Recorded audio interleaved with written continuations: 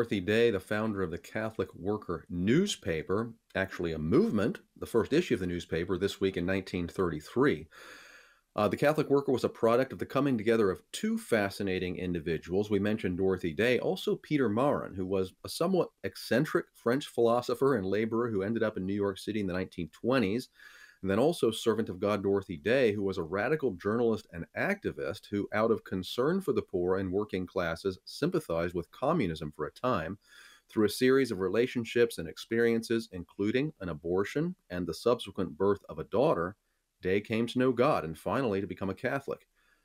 In this transformation, she didn't lose any of her zeal for justice for workers, however, so she and Maurin decided to start a newspaper that would promote Catholic social teaching to the masses. As she put it, it would be so cheap that anyone could afford to buy it.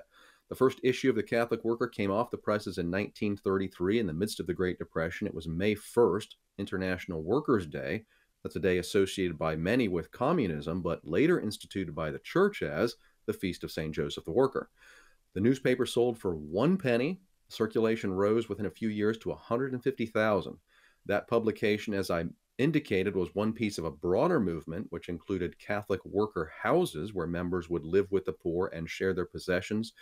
Peter Maurin died in 1949, Dorothy Day in 1980, but the Catholic worker movement endures. There are Catholic worker houses today in many cities in the United States and beyond, and the New York House still publishes the newspaper, which you can still buy, Matt, for 1 cent. So there's something that's immune to inflation.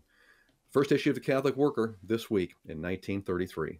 Hi, I'm Matt Swaim from the Sunrise Morning Show. Thanks for watching. We encourage you to like and subscribe so we can continue to share more great conversations, and be sure to visit us at sunrisemorningshow.com.